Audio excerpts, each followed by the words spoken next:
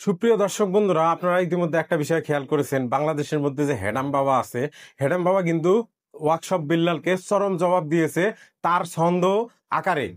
আসলে বিল্লাল যেভাবে ছন্দ মিলিয়ে, ছন্দের লিরিক মিলিয়ে ভিডিও ভাইরাল করেছে, ঠিক হেডাম বাবা তাকে ছন্দের আকারে চরম জবাব দিয়েছে। আমি সেই ছন্দটা আপনাদেরকে শোনাইতে চাই। সেই ওয়ার্কশপ বিল্লাল, যৌবন জ্বালা বড় জ্বালা, কুত্তায় চাটে গাল, বই বিক্রি করে খাইবি কতকাল। আসলে এখানে তাকে ধন্যবাদ জানাই। হেডাম বাবা যে ছন্দটা বিল্লালকে বলেছে, আসলে বিল্লাল যে বইয়ের ব্যবসা শুরু করে দিয়েছে, এটাতে ভিউয়ের নেশায়, মানুষ ভাইরাল হওয়ার নেশায় তার কাছ থেকে বই কিনতেছে। এক পর্যায়ে কেউ ভাইরাল হইতেছে, আবার কেউ পথের ভিখারি হইতেছে। এইখানে বিল্লালের সম্পূর্ণ দোষ আমি মনে করি, কারণ বিল্লাল যা শুরু করছে এটা বিগত বাংলাদেশে এর আগে কখনো হয় নাই। আপনারা কি দেখেছেন কখনো যে একটা সেলিব্রিটি লিচু গাছের পাতা বিক্রি করে? আসলে বিল্লাল কি এমন সেলিব্রিটি আমি বুঝতেছি না।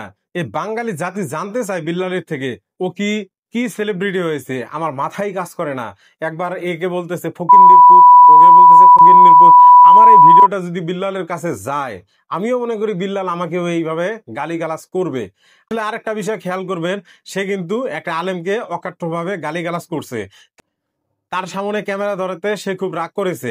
আসলে তার ব্যবসা হচ্ছে না, তার ব্যবসা এখন বই বিক্রির। বই বিক্রি করে সে অর্থ উপার্জন করতে চায়। যখন তার বই বিক্রির ব্যবসা হয় না, তখন সে মানুষকে গালাগালি করতে বাধ্য হয়। আর এখন নতুন ব্যবসা শুরু করে দিছে লিচু গাছের পাতা। আর এইটাও মানুষ কিনতেছে, লিচু গাছের পাতা। আমি বুঝি না তাদের মাথায় কি জ্ঞান আছে। আসলে আল্লাহ পাক মানুষকে সৃষ্টির সেরা জীব বানিয়েছে। কোরআনের মধ্যে আছে আশরাফুল মাখলুকাত, সৃষ্টিকুলের সর্বশ্রেষ্ঠ জীব। আর সর্বশ্রেষ্ঠ জীব হয়ে এরকম ন্যাক্কারজনক ঘটনা ঘটাইতেছে, এটা কেউ প্রতিবাদ করতেছে না। এখন মানুষ তার কাছে যায় ভিউ কামানোর আশায়, মানুষ তার কাছে যায় ভাইরাল হওয়ার আশায়। এখান থেকে যায় লিচু গাছের পাতা কিনতে হয়, তারপরে ওই যে শয়তান ধরার গর্জন, এ বই কিনতে হয়, এটা করতে হয়, ওটা করতে হয়।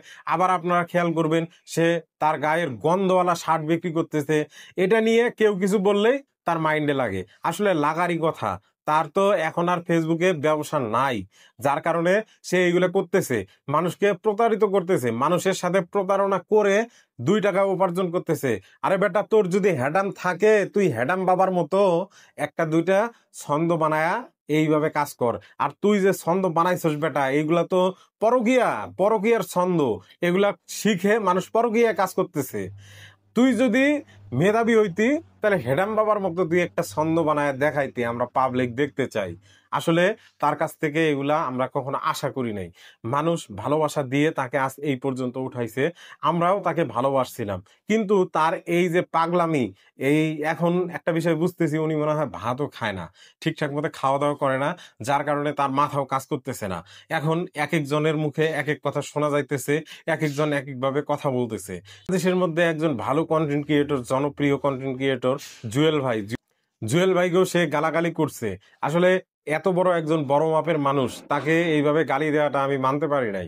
আসলে সে বলছে যে আহ, যেভাবে গালিগালাজ করছে আমি উল্লেখ করতে চাই না। আমি ভিডিওর মাঝে যে হুজুরের কথা উল্লেখ করেছি, সে কিন্তু পিয়াস ভাই, ভালো কিছু পরামর্শের জন্য সে পিয়াস ভাইকেও গালি দিছে। পিয়াস ভাই আরেকটা কথা বলেছে, সে কন্টেন্ট ক্রিয়েটর মিলন মেলা শেরপুরে করতে চাইছিল, মানুষের থেকে টাকা নিয়ে সে টাকা মেরে দেওয়ার ধান্দায় ছিল, যার কারণে নেক্সট টাইম সে মিলন মেলা করে নাই। আসলে একটা মানুষ কতটা ধান্দাবাজ হলে এরকম কাজ করতে পারে। একটা সময় লিচু গাছের পাতা বিক্রি করে, তার টি শার্ট বিক্রি করে। আমি আজ পর্যন্ত দেখি নাই যে কোনো কন্টেন্ট ক্রিয়েটর এরকম পাগলামি করতেছে। আমি বুঝতেছি না, সে কি পাগল হয়ে গেল? তার পেজ নাই বিদায় সে কি পাগল হয়ে গেল নাকি? আর কিছু পাগল পোলাপান আছে তার ভক্ত, আসলে তাকে নিয়ে বেশি মাতামাতি করতেছে, আনন্দ উল্লাস করতেছে। সে কি, তাকে আমি তো কিছুই পাচ্ছি না তার মধ্যে। এখন তো এই হেডাম বাবা যে জবাবটা দিয়েছে, আমি মনে করি বিল্লালের জন্য চরম জবাব দিয়েছে আমাদের হেডাম বাবা।